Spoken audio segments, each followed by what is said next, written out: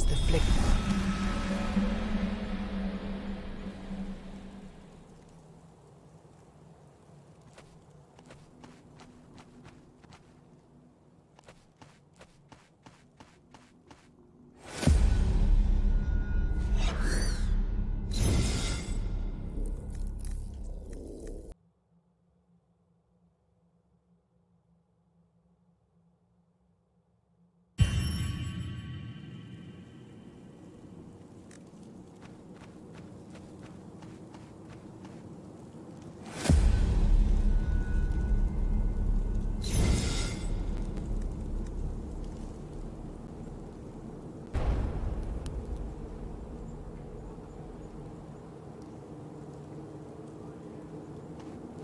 As you get closer to the altar, a man in a dark robe appears out of nowhere. You're not worthy. Go away. Exactly what I said. You're not worthy of being here. Not unless you're an acolyte of the Whisper.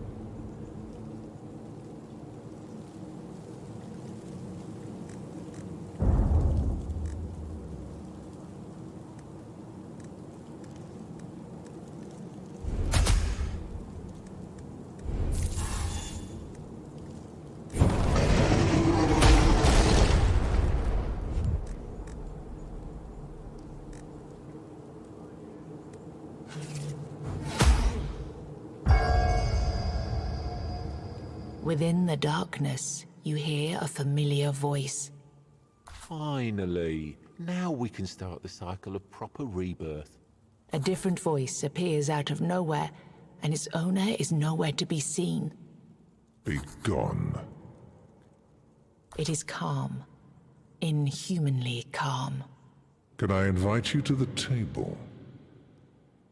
You see a hooded figure waiting for you by the table. As you take the free chair, you realize the creature has no face. A white skull leers from the shadows of the hood, a human skeleton draped with robes. I admit, I'm not used to showing up in person whenever people die. That's too much hassle, with adjusting my presence to your current imaginations and whatnot. But let's say that your case is special.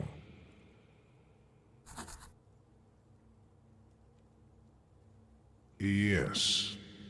And yes to that other question, too. You're technically dead, but there are certain things that prevent you from, let's say, being properly gone. Recent events had consequences going beyond the intentions that sparked them. And now we're stuck in this unfortunate predicament because time, as you know it, is irreversibly corrupted.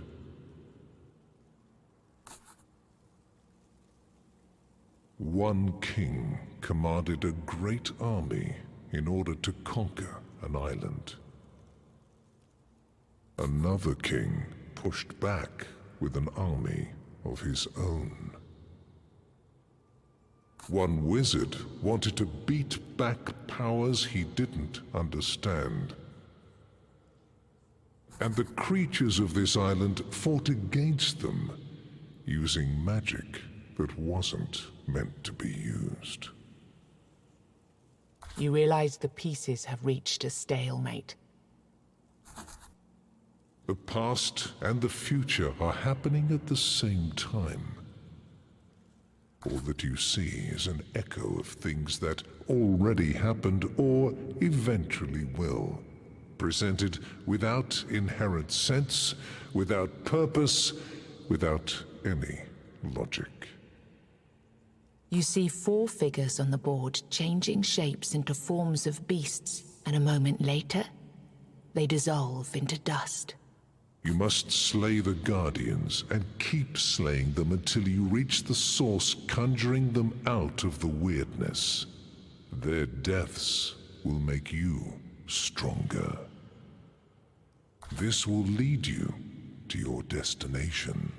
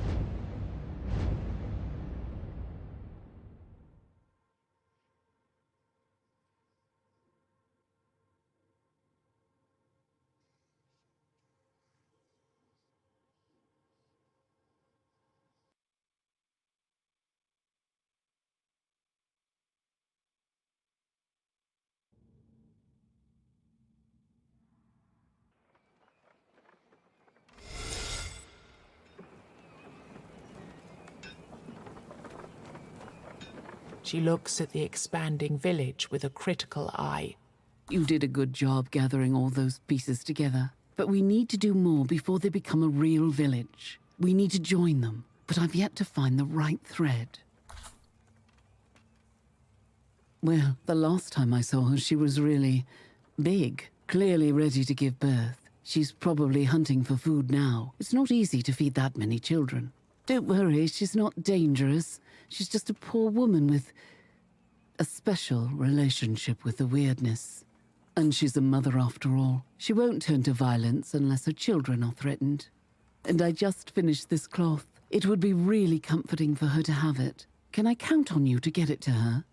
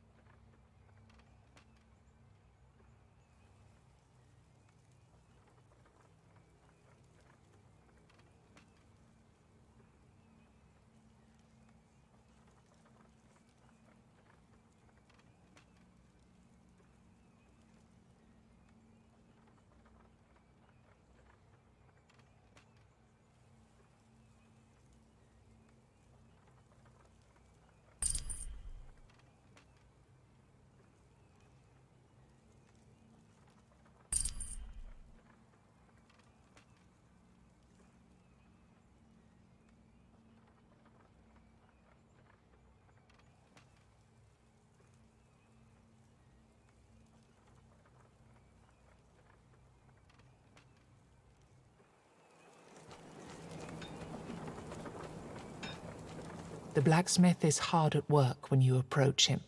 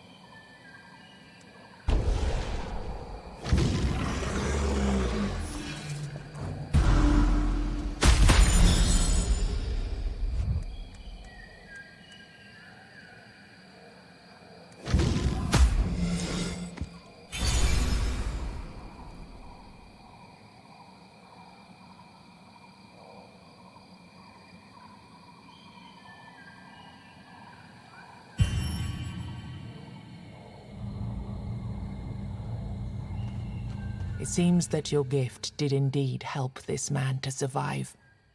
But now the weird candle he got from you is almost extinguished. You again! It's a sign! Gods have sent you to help me with my search. Please, can I have one more candle? Maybe. Thank you. I hope we'll meet again. He continues with his search.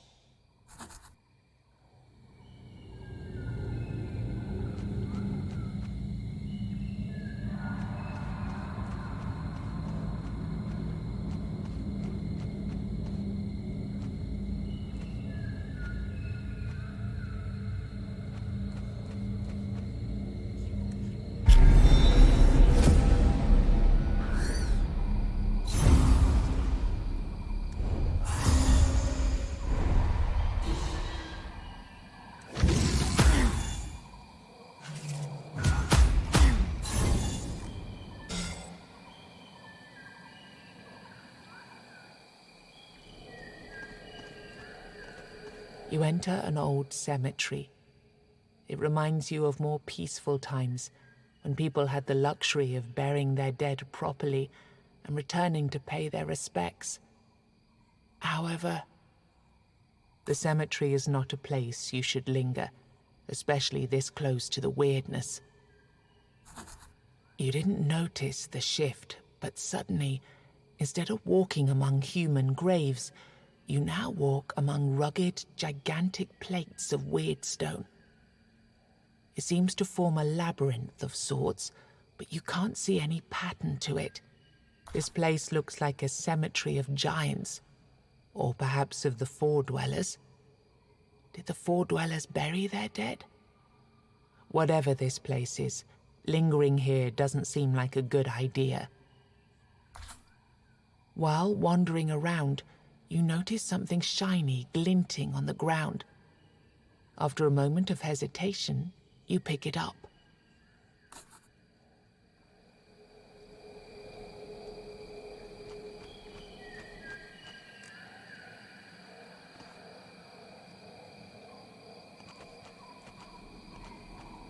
The ringing sound of you approach. Several men drink mead, as if nothing of note was happening around them.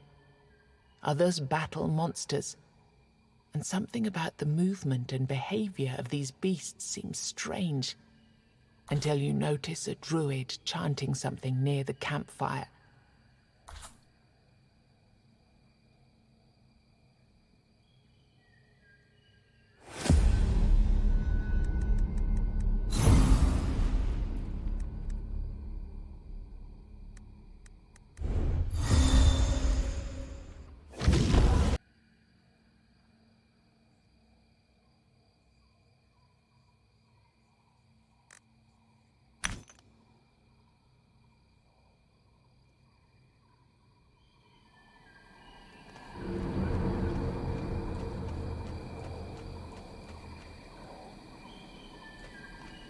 Hello, noble knight. For a moment, I thought you might be my mother, finally returning. Silly me. I haven't seen her for a while, but that's okay. I have my stones. Do you want some?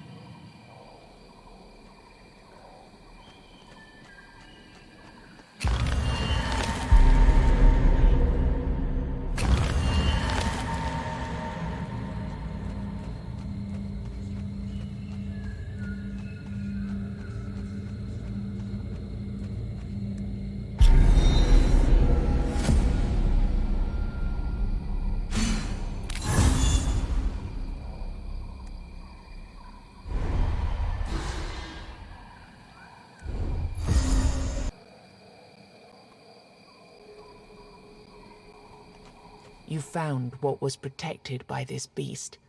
A stash of gold and jewelry. When you filled your pockets up to the brim with gold,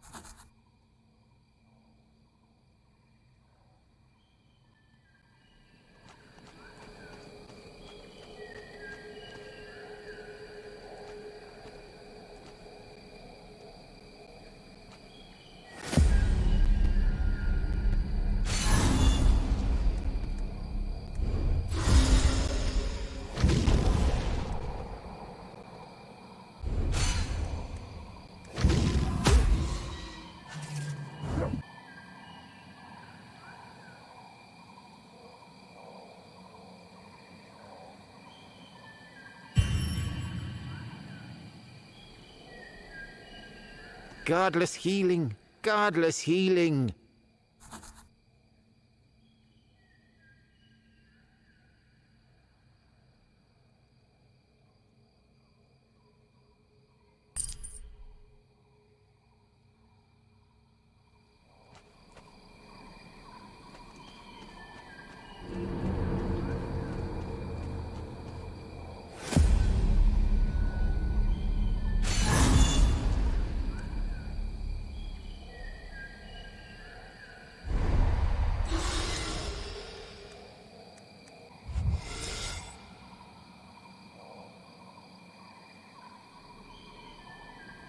he holds one weapon in his hand and has one weapon on his back. This strikes you as a bit excessive, unless he's a traveling weaponsmith. The blood covering his leather jerkin is not his own. It seems he can take care of himself. Before you get any stupid ideas, I used to be a master-at-arms at Halfway. Trained many young warriors there. If you've gold to spare, I could teach you a thing or two.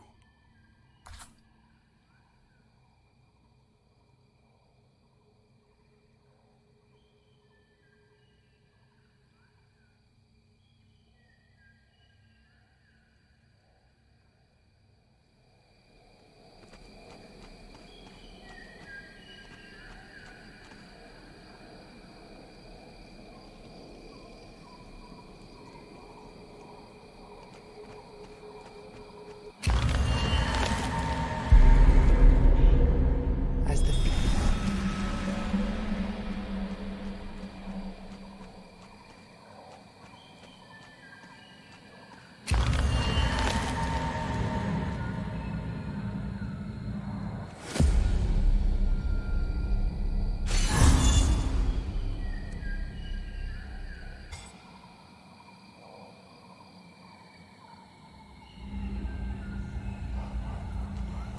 There are old customs that protect the traveling priests of the All-Mother.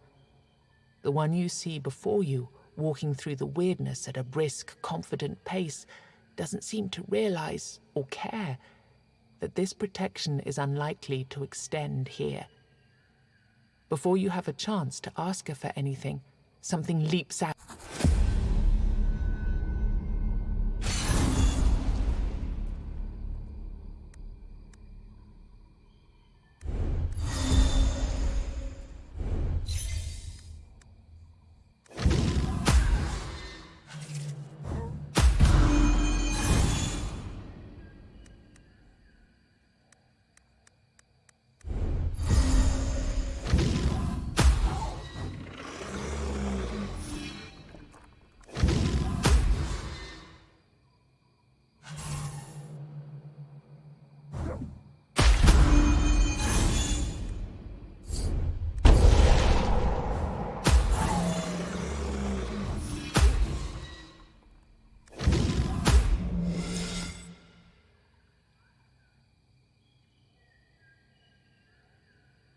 I'm too far away from the altar to cast spells like that.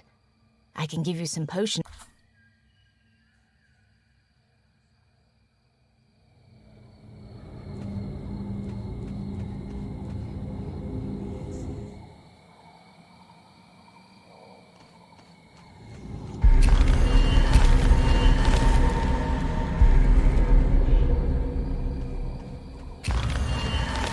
You enter a small glade. quite unique in the way its grass reflects the surrounding weirdness. You see dozens of jars overflowing with a strange liquid. They're filled with a variety of different monstrous body parts. Then you notice a woman who is taking pieces out of some of the jars and placing them into others. You get really close before she raises her head. Oh, I'm terribly sorry. I didn't notice you approach. She points at her face. You realize that one of the young woman's eyes is made of glass. Glass, a rare material, especially in this world ravaged by war. Sight-related issues. She chuckles nervously and takes an enormous hand out of one of the jars. She starts scratching her head. Welcome to my dominion, the Altar of Knowledge, as I call it, as this is the place where knowledge is born. Many of my potions are still in development, I admit, but I think I could give you a very special potion in exchange for the most valuable component you could provide me with. Gold, of course. Unfortunately, I only have enough ingredients for one of these, so choose wisely.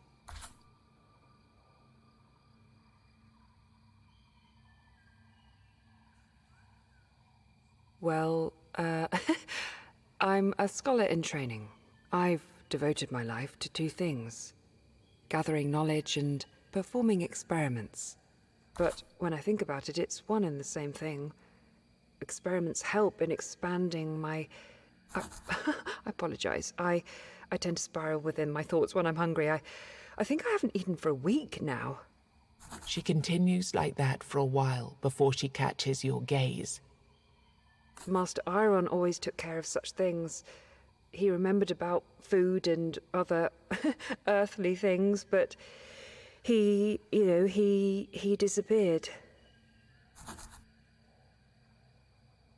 She considers your offer. But will I be able to continue my research? Back home, people weren't very keen about my approach to science. You nod, hoping that you won't regret this decision. Then show me the way.